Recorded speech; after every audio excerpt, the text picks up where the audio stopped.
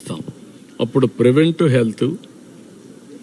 హెల్త్ని ఎట్లా మానిటర్ చేయాలి, రియల్ టైం మానిటరింగ్, లాస్ట్ కొంచెం క్యూరేటివ్ అంటే వినూత్నమైన మార్పులు వస్తున్నాయి కాబట్టి టెక్నాలజీలు అవి ఉపయోగించుకొని మెరుగైన సేవలు అందించడం, మెరుగైన జీవన ప్రమాణాలు పెంచడానికి ఏమేం చేయాలనో హెల్త్ కావచ్చు, వాళ్ళ ఆరోగ్యం కావచ్చు, పరిసరాలు కావచ్చు, ఎవ్రీథింగ్ వర్క్ చేస్తున్నాం.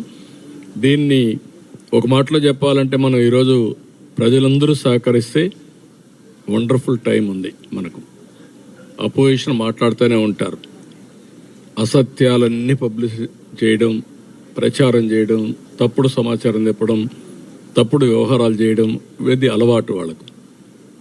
ఈరోజు నేను అన్నాను 63 లక్షల మంది 64 లక్షల మందికి పెన్షన్లు ఇస్తున్నాం.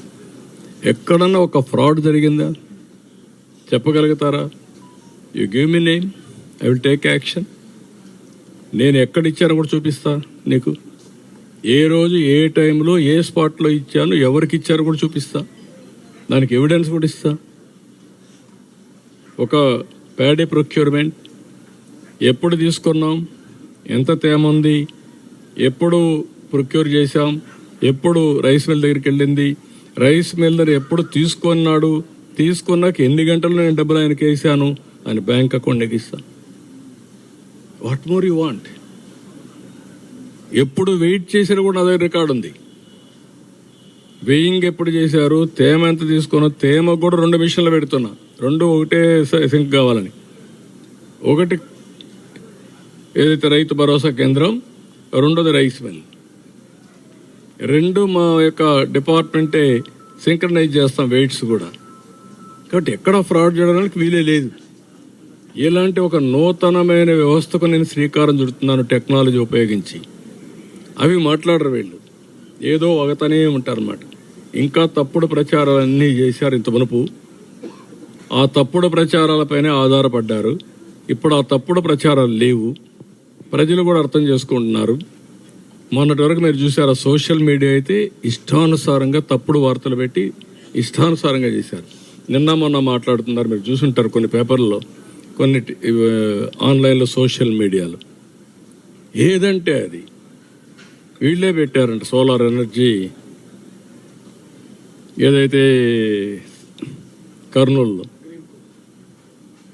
ఆ సోలార్ ఎనర్జీ, విండ్ ఎనర్జీ అవన్నీ నేను ఇస్తే దాన్ని కావాలని అడ్డం పెట్టి ఇష్టానుసారంగా చేసి వాళ్ళ దగ్గర డబ్బులు వసూలు చేసి కడాన వాళ్ళందరూ కోర్టులకు పోయి ప్రపంచంలో చీకొట్టి ఫైనల్గా వీళ్ళు చేసింది ఏంటి? 9,000 కోట్ల రూపాయలు నా మీద కోపంతో ఊరికే వచ్చే కరెంటు వాడకుండా ఫిక్స్డ్ కాస్ట్ కింద డబ్బులు పే చేశారు. ప్రజల డబ్బుల్ని 9,000 కోట్లు పే చేశారు కోర్టు మొట్టకాయలు వేస్తే. అంటే ఇవన్నీ ఏం చెప్పినా ఊరంతా వీళ్ళు ఇన్ఫ్రాస్ట్రక్చర్ చేశారంట. ఆ రోజు వేసిన రోడ్లు, ఆ రోజు రోడ్లు కాదు, లైట్లు వేస్తే ఆ లైట్లు వాడికి డబ్బులు ఇవ్వకుండా 800 కోట్ల రూపాయలు ఒక పంచాయతీలో, ఒక 1000 కోట్ల రూపాయలు మున్సిపాలిటీలు ఇవ్వకపోతే ఈఎస్ఎల్ వాళ్ళు నిలిపే సర్వీస్ అన్ని మొత్తం బల్బులను కాలిపోతే ఇప్పుడు అన్ని రివైవ్ చేస్తున్నాం. మళ్ళీ ఇలాంటి ఒక్క వ్యవస్థను కాదు, అన్ని వ్యవస్థలను భ్రష్టు పట్టించారు. ఇప్పుడు ఎదురుదాడి చేసే పరిస్థితికి వచ్చారు. ఏం పర్వాలేదు, నేను సాక్ష్యాధారాలతో సహా ట్రాన్స్పరెంట్గా ప్రజల ముందర పెడతా. ప్రజలు గుర్తుపెట్టుకోవాల్సింది, మీ భవిష్యత్తు మీ చేతుల్లో ఉంది. తప్పుడు రాజకీయాలు చేసే వ్యక్తులు ఇది చేస్తే మనం దెబ్బతింటాం. నేను ఒకటే అందరికి హామీ ఇస్తున్నా, అందరికీ న్యాయం చేయాలనేది మా అభిమతం. దానికి ఎన్ని ఇబ్బందులు వచ్చినా మేము ముందుకెళ్తాం, దాంట్లో సెకండ్ థాట్ లేదు. Will do it.